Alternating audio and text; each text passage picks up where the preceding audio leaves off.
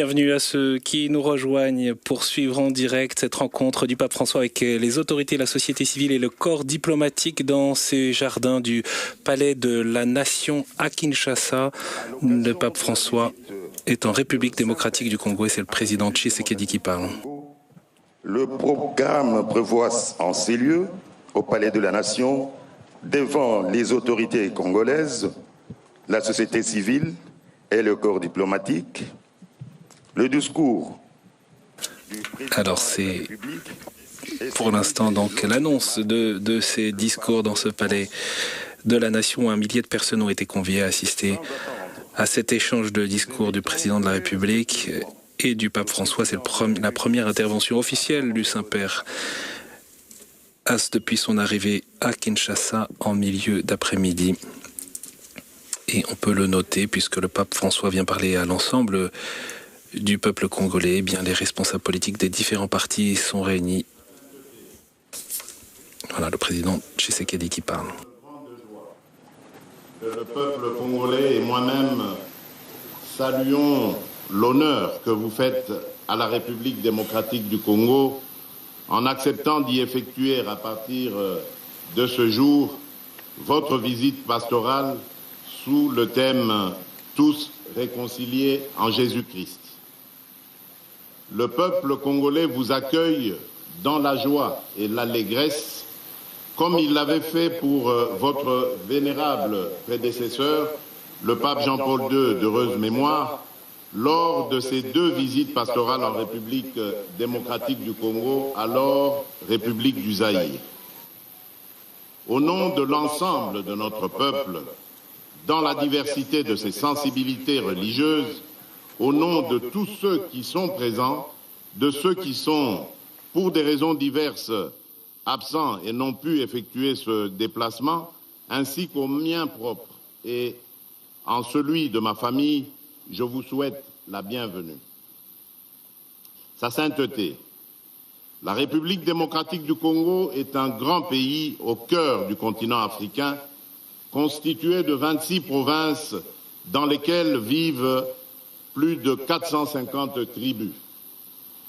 Ces populations ont une riche et harmonieuse diversité culturelle et celle-ci, plutôt que d'être un facteur de séparation, s'est muée au fil de l'histoire de notre nation en un ferment à l'avènement d'une terre de paix et d'hospitalité, ainsi qu'une terre d'accueil pour les peuples d'Afrique et du monde. Sa sainteté. Si la République démocratique du Congo a proclamé la laïcité de l'État comme principe constitutionnel, la vie de nos populations demeure, elle, profondément liée à des convictions religieuses qui traduisent le dynamisme et la vitalité de leur foi. Ces convictions structurent notre agir collectif et la vie de nos familles repose en grande partie sur ces valeurs religieuses. Au nombre de celles-ci figure notamment l'hospitalité qui s'impose comme une valeur cardinale partagée par l'ensemble de nos familles et de notre peuple.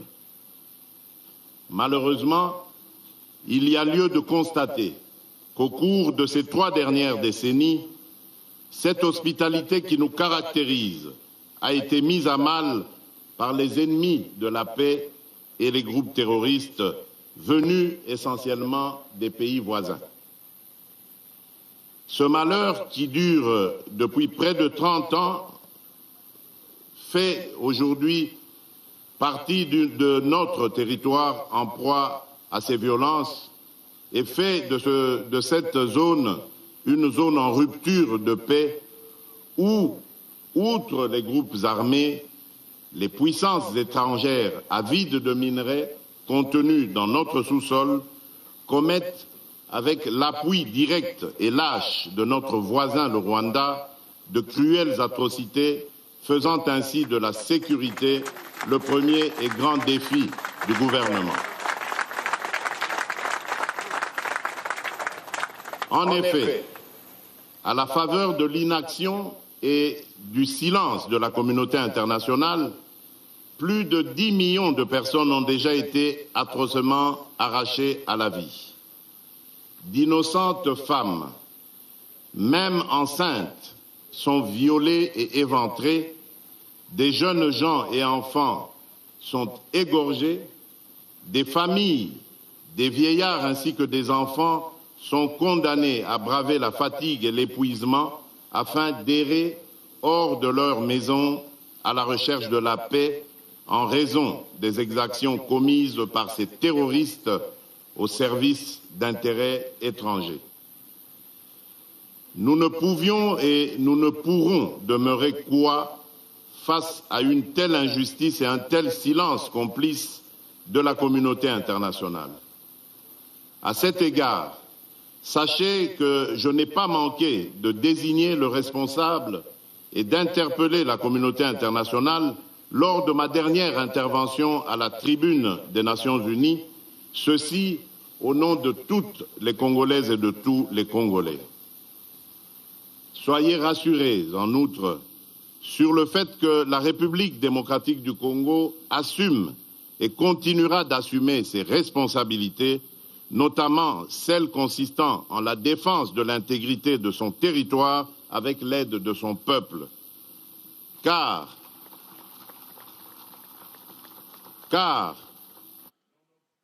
tableau sécuritaire préoccupant, le patriotisme ainsi que la détermination du peuple congolais pour la défense de sa patrie font sa force.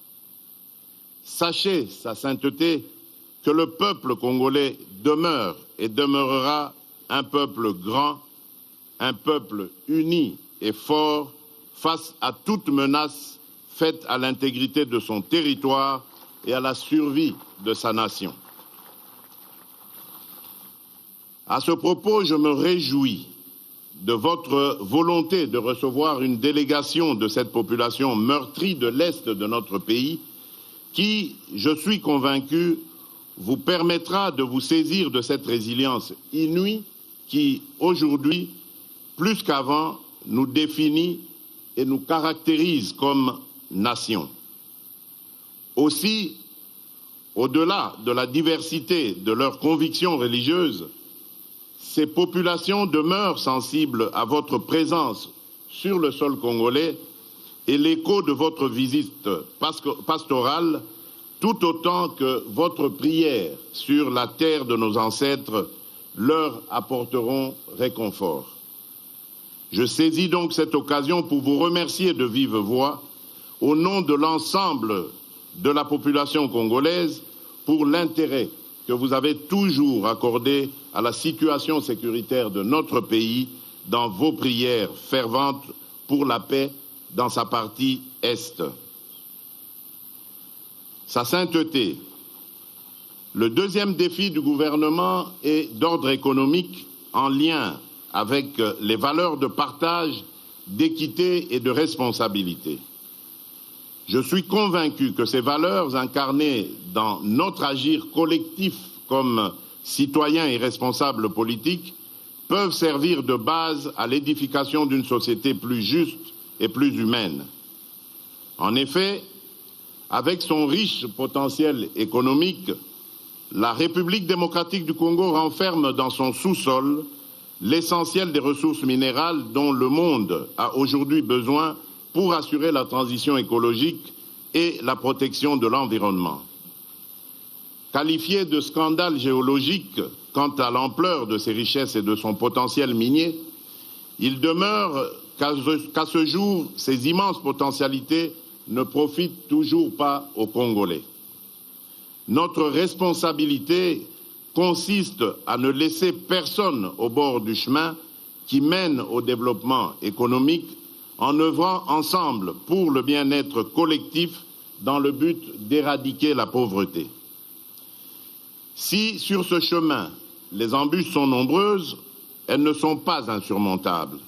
En témoigne l'engagement du gouvernement d'inclure dans le système éducatif national les plus pauvres et les plus démunis, en rendant effectif le principe pourtant constitutionnel de la gratuité de l'enseignement de base, non appliqué durant de nombreuses années.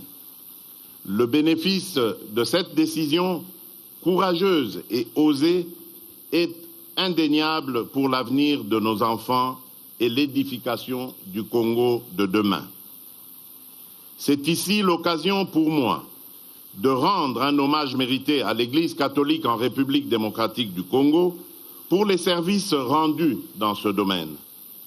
En effet, les différents gouvernements qui se sont succédés ont toujours entretenu et consolidé le partenariat avec l'Église, et en particulier l'Église catholique, pour assurer en amont l'éducation et la gestion des infrastructures éducatives et hospitalières en vue de satisfaire les besoins sociaux de base, en particulier en matière d'éducation et de santé.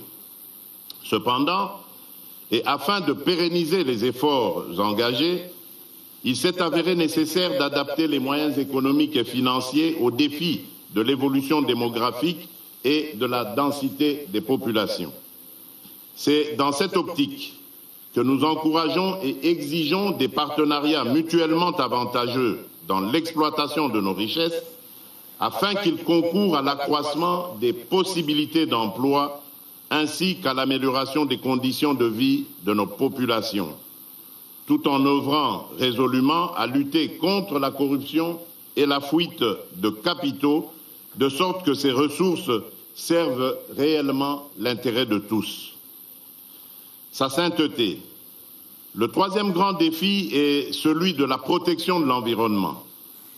En effet, pour ce qui est de ce défi, le gouvernement de la République et moi-même partageons les valeurs défendues dans votre encyclique Laudato Si, publiée en 2015, sur l'un des principaux défis auxquels l'humanité est confrontée actuellement, à savoir la lutte contre le réchauffement climatique. Tout en me réjouissant de ce que la lutte contre les changements climatiques constitue votre cheval de bataille, la République démocratique du Congo et son gouvernement sont très sensibles à l'urgence et la responsabilité qui incombe à l'humanité dans la construction de l'avenir de la planète et la protection de notre maison commune. À l'intérieur du pays, la protection de l'environnement est une composante de notre responsabilité dans l'ouverture du pays à l'exploitation des ressources et énergies fossiles. C'est ainsi que tous les marchés agréés avec des partenaires désireux d'exploiter nos ressources naturelles ne peuvent être régulièrement conclus sans qu'une étude sérieuse et préalable d'impact environnemental du projet à exécuter soit réalisée. En outre, le gouvernement met un soin particulier à la protection de la biodiversité dans les parcs naturels disséminés sur son territoire où des espèces rares et d'importance pour l'équilibre de cette biodiversité souffrent encore de l'insécurité et où des animaux, y compris ceux en voie de disparition, sont victimes eux aussi de la barbarie des groupes armés. Tout récemment encore, nous avons lancé avec beaucoup de précautions des appels d'offres pour exploitation dans le strict respect des règles et principes de protection de l'environnement de quelques gisements pétroliers en faisant recours à de l'expertise avérée en ce domaine. Dans ce contexte de la récession économique consécutive à la crise post-Covid et au conflit armé en Ukraine, ce choix judicieux permettra sur le long terme à notre économie d'amortir durablement le choc lié à ces crises et de permettre à notre peuple de tirer enfin avantage des richesses de son sous-sol. En tout état de cause, les membres du gouvernement de la République et moi-même n'arrêtons pas de réitérer cet engagement tel que ce fut le cas au cours de la 26e conférence des partis à la Convention des Nations Unies sur le changement climatique, la COP26, où nous avons présenté la République démocratique du Congo à la face du monde comme pays solution à la crise climatique et la lutte contre les changements climatiques. En effet, notre pays dispose de 165 millions d'hectares de forêt, deuxième plus grande forêt tropicale du monde, une grande réserve de biodiversité, avec comme principal atout sa capacité d'absorption de carbone, la première au monde, capable d'absorber près de 1,2 milliard de tonnes de dioxyde de carbone par an. C'est pourquoi, pour mieux protéger nos forêts, nous avons toujours milité pour une justice climatique afin que les plus grands pollueurs qui sont à la base de la destruction de l'environnement versent des compensations aux gardiens de la planète que nous sommes. Ces compensations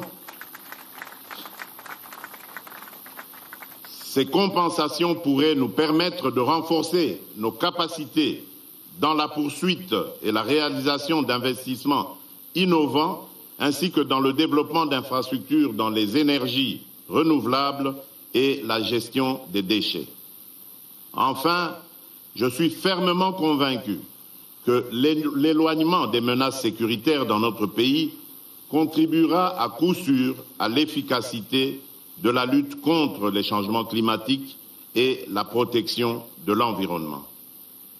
Sa sainteté, tels sont les principaux défis, parmi tant d'autres, de notre pays, qu'avec la détermination de son peuple et l'appui de ce dernier, nous ne manquerons pas de relever.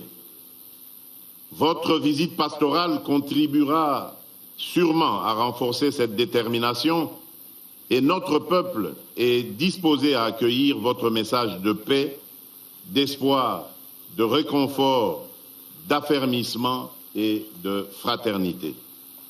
Je voudrais ainsi clore mon propos en vous souhaitant, au nom de l'ensemble de notre peuple, un agréable séjour pastoral en République démocratique du Congo.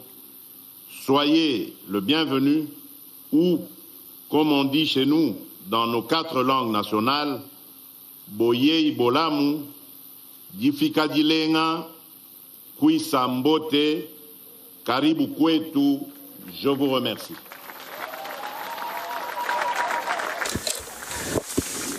Voilà le discours donc du président Félix Tshisekedi dans ce jardin du Palais de la Nation.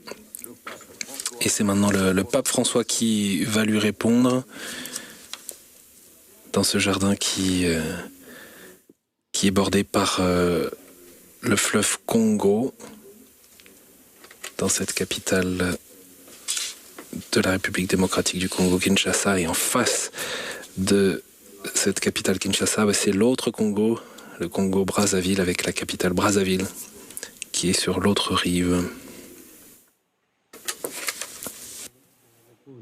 Monsieur le Président de la République, membres illustres du gouvernement et du corps diplomatique, autorités distinguées religieuses et civiles, éminents représentants de la société civile et du monde de la culture, Mesdames et Messieurs, je vous salue cordialement et je remercie Monsieur le Président pour les paroles qu'il m'a adressées. Je suis heureux d'être ici sur cette terre si belle, si vaste, si luxuriante, qui embrasse au nord la forêt équatoriale, au centre et vers le sud les hauts plateaux et les savanes arborées, à l'est les collines, les montagnes, les volcans, les lacs, à l'ouest d'autres grands étendues d'eau avec le fleuve Congo qui rejoint l'océan. Dans votre pays, qui est comme un continent dans le grand continent africain, on a l'impression que la terre entière respire. Mais si la géographie de ce poumon vert est riche et variée, l'histoire n'a pas été aussi généreuse. Tourmentée par la guerre, la République démocratique du Congo continue de subir à l'intérieur de ses frontières des conflits et des migrations forcées et à souffrir de terribles formes d'exploitation indignes de l'homme et de la création. Ce pays immense et plein de vie, ce diaphragme de l'Afrique frappé par la violence, comme par un coup de poing de l'estomac, semble depuis l'affection et la consolation de toute l'Église. Et apprendre de votre exemple de patience, de courage et de lutte. Je voudrais vous parler à travers une image qui symbolise bien la beauté lumineuse de cette terre, celle du diamant. Chères femmes, chers hommes congolais, votre pays est vraiment un diamant de la création. Mais vous tous, êtes infiniment plus précieux que toutes les choses bonnes qui sortent de ce sol si fertile. Je suis ici pour vous étreindre et pour vous rappeler que vous avez une valeur inestimable, que l'Église et le pape ont confiance en vous, qu'ils croient en votre avenir, un avenir qui soit entre vos mains et dans lequel vous méritez de déverser vos dons d'intelligence, de sagacité, d'assiduité. Courage, frères et sœurs congolais. Relève-toi, reprends dans tes mains, comme un diamant très pur, ce que tu es, ta dignité, ta vocation à garder en harmonie et en paix la maison que tu habites. Revis l'esprit de ton hymne national en rêvant et en mettant en pratique ces paroles.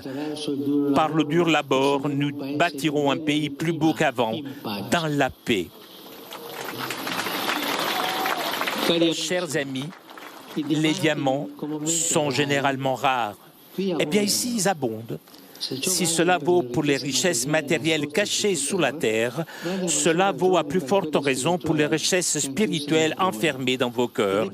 Et c'est précisément à partir des cœurs que la paix et le développement sont possibles, car avec l'aide de Dieu, les êtres humains sont capables de justice, sont capables de pardon, de concorde, de réconciliation, d'engagement et de persévérance pour mettre à profit les talents reçus.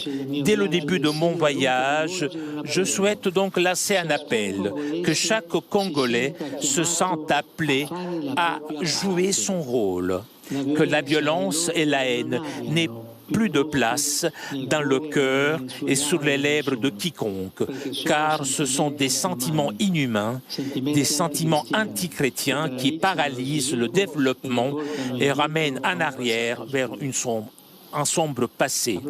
En parlant de frein au développement et de retour au passé, il est tragique que ces lieux, et plus généralement le continent africain, souffrent encore de diverses formes d'exploitation.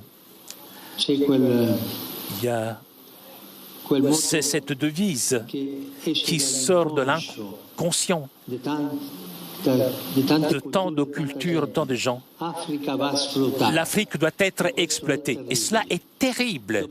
Après le colonialisme politique, un colonialisme économique tout aussi asservissant s'est déchaîné.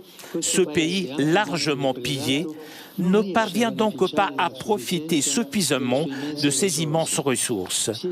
On en est arrivé au paradoxe que les fruits de sa terre le rendent étranger à ses habitants. Le poison de la cupidité a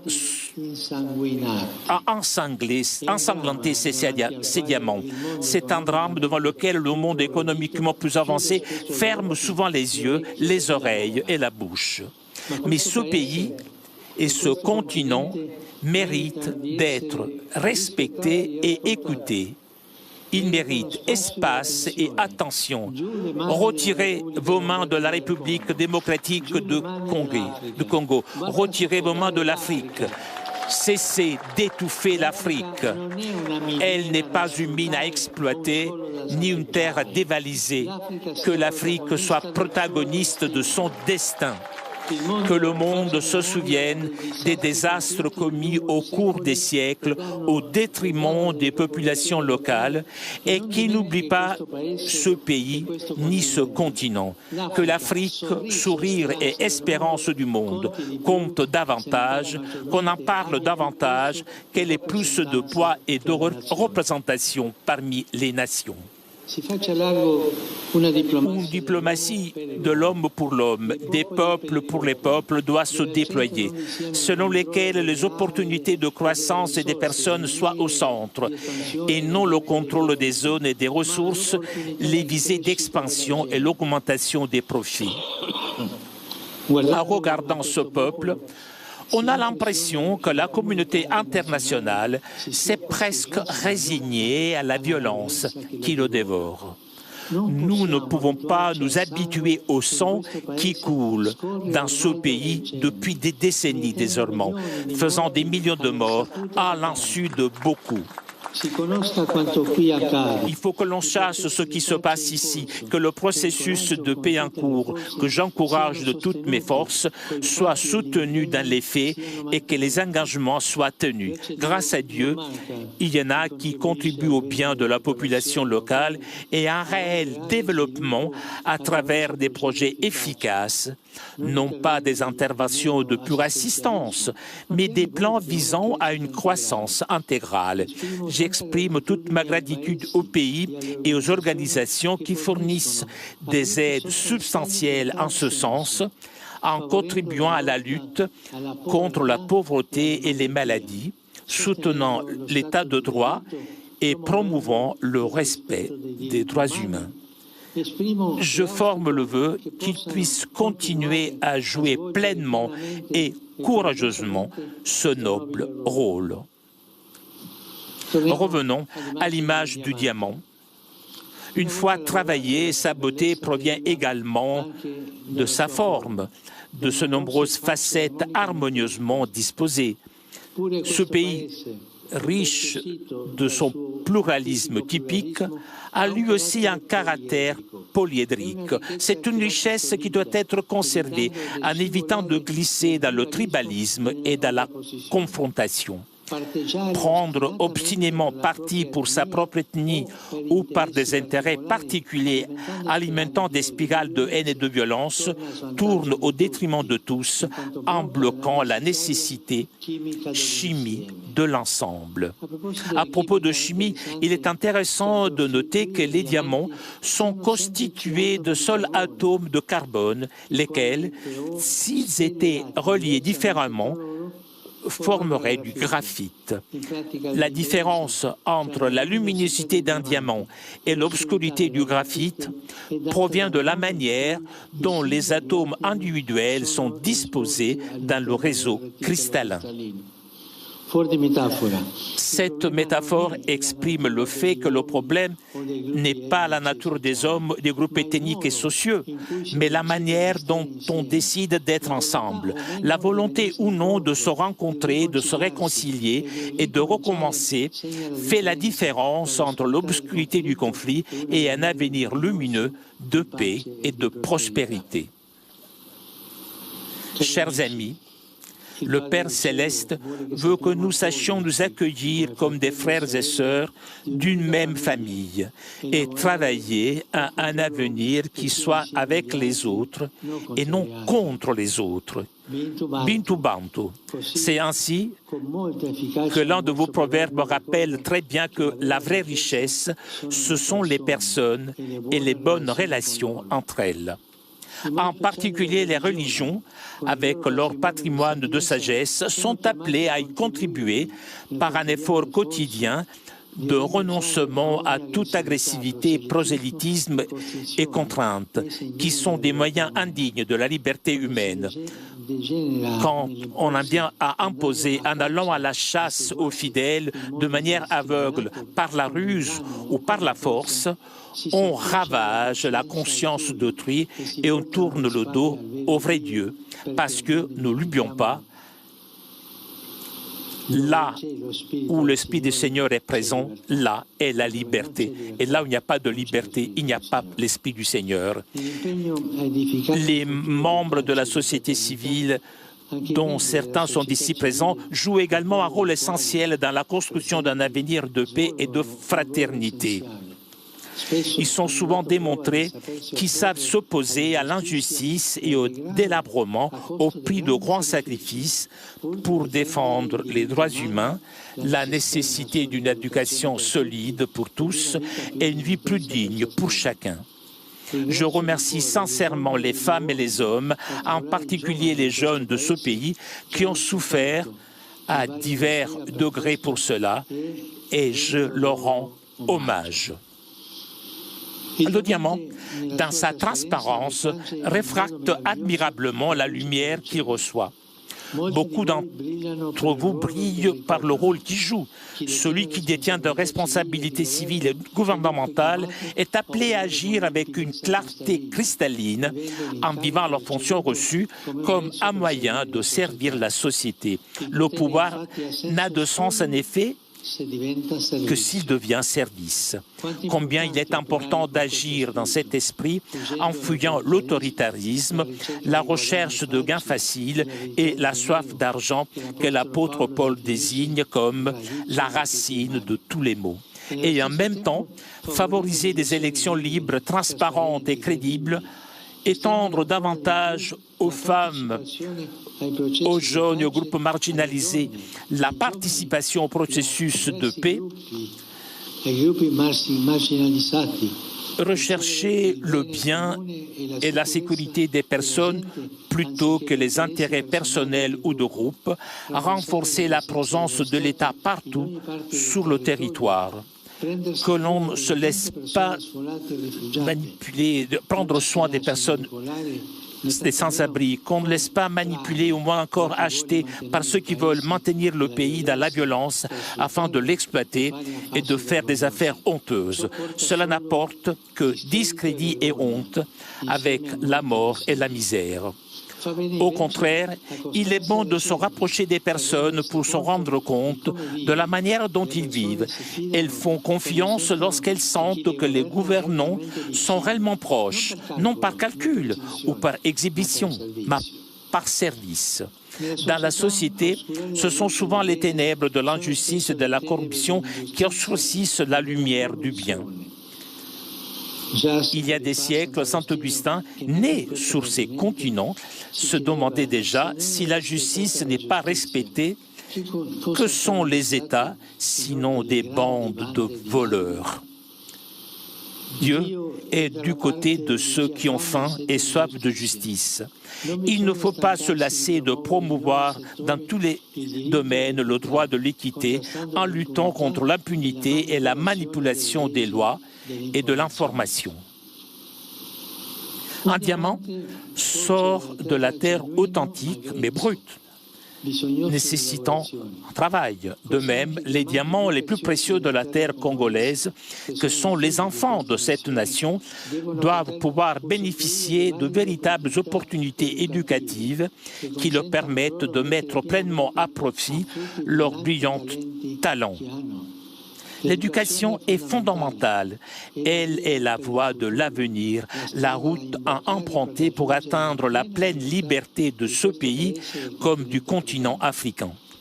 Il est urgent d'y investir afin de préparer des sociétés qui seront fortes si elles sont bien instruites, autonomes, si elles sont pleinement conscientes de leur potentialité et capables de les développer avec responsabilité et persévérance. Mais beaucoup d'enfants ne vont pas à l'école. Combien, au lieu de recevoir une éducation digne de ce nom, sont exploités? Trop d'entre eux meurent soumis à des travaux asservissants dans les mines. Aucun effort doit être ménagé pour dénoncer le fléau du travail des enfants et d'y mettre fin. Combien de filles sont marginalisées et violées dans leur dignité? Les enfants, les jeunes filles, les jeunes sont le présent d'espérance, sont l'espérance. Ne permettons pas que celle-ci soit effacée. Cultivons-la avec passion. Le diamant, don de la terre, appelle à la sauvegarde de la création, à la protection de l'environnement. Située au cœur de l'Afrique, la République démocratique du Congo abrite l'un des plus grands poumons verts du monde qui doit être préservé. Comme pour la paix et pour le développement dans ce domaine également, une collaboration large et fructueuse est importante, permettant d'intervenir efficacement sans imposer des modèles extérieurs plus utiles à ceux qui aident qu'à ceux qui sont aidés. Nombreux sont ceux qui ont demandé à l'Afrique de s'engager et qui ont offert des aides afin de lutter contre le changement climatique et le coronavirus. C'est certainement des opportunités à saisir, mais il y a surtout besoin de modèles sanitaires et sociaux qui ne répondent pas seulement aux urgences du moment, mais contribuent à une croissance sociale effective, des structures solides et du personnel honnête et compétent pour surmonter les graves problèmes comme la faim et la malaria qui entravent les développement à sa naissance.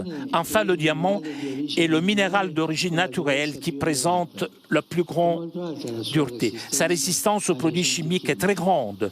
La répétition continuelle des attaques violentes ainsi que les nombreuses situations de détresse pourraient affaiblir la résistance des Congolais, miner leur force d'âme, les conduire à se décourager et à s'enfermer dans la résignation. Mais au nom du Christ, qui est le Dieu de l'espérance, le Dieu de toutes les possibilités, qui donne toujours la force de recommencer, au nom de la dignité et de la valeur des diamants le plus précieux de cette terre splendide qui sont ses habitants, je voudrais inviter chacun à un nouveau départ social, courageux et inclusif. L'histoire lumineuse, mais blessée du pays l'exige. Les jeunes et les enfants en particulier l'implorent. Je suis avec vous et j'accompagne par la prière et la proximité tout effort pour un avenir pacifique, un avenir harmonieux et prospère de ce grand pays. Que Dieu bénisse la nation congolaise tout entière. Voilà le premier discours du pape François en République démocratique du Congo depuis ce palais de la Nation devant les représentants des autorités, de la société civile, également du corps diplomatique. Le pape François qui a repris les termes du président Tshisekedi qui a parlé de génocide oublié dont souffre la RDC, tandis que vous luttez pour sauvegarder votre dignité, votre intégrité territoriale contre les méprisables tentatives de fragmentation du pays. Le pape François qui a donc dénoncé le colonialisme économique et le poison de la cupidité dans ce pays largement pillé avec ces mots très forts. Retirez vos mains de la République démocratique du Congo, retirez vos mains de l'Afrique, cessez d'étouffer. L'Afrique, elle n'est pas une mine à exploiter, ni une terre à dévaliser. C'est enfin une invitation aux responsables politiques. Le pouvoir n'a de sens que s'il devient un service. Et le pape François a emprunté des mots très directs de saint Augustin. Si la justice n'est pas respectée, que sont les États sinon une bande de voleurs? François qui a invité à favoriser des élections libres, transparentes et crédibles.